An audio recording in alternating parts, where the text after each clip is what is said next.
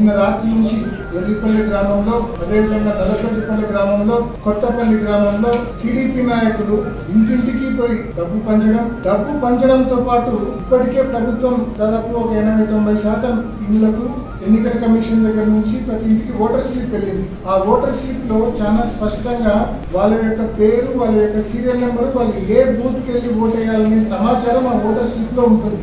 TDP నాయకులు చేస్తా ఉన్న తంతు ఏంటంటే డబ్బిచ్చి ఆ ఓటర్ స్లిప్ వెనక్కి తీసుకుంటా ఉన్నారు. ఆ ఓటర్ స్లిప్ వెనక్కి తీసుకోవడంతో ఆ ఓటర్ పరిస్థితి ఏంటంటే తన ఓటు ఎక్కడ ఉందో తెలియని పరిస్థితి ఆ ఓటర్కి ఏర్పడుతుంది.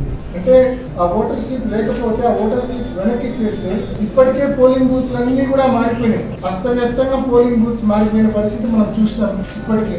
దానికి తోడు ఇప్పుడు ఓటర్ దగ్గర ఓటర్ స్లిప్ లేకపోతే ఏ బూత్ కి వెళ్ళి ఓట్ వేయాలన్న స్పష్టత ఓటర్కి ఎలా ఉంటుంది? So voter is kept in dark. A booth కి వెళ్ళి నేను ఓట్ వేయాలన్న స్పష్టత ఓటర్ కి ఉండే అవకాశమే లేదు. దానికి కారణాలు రెండు.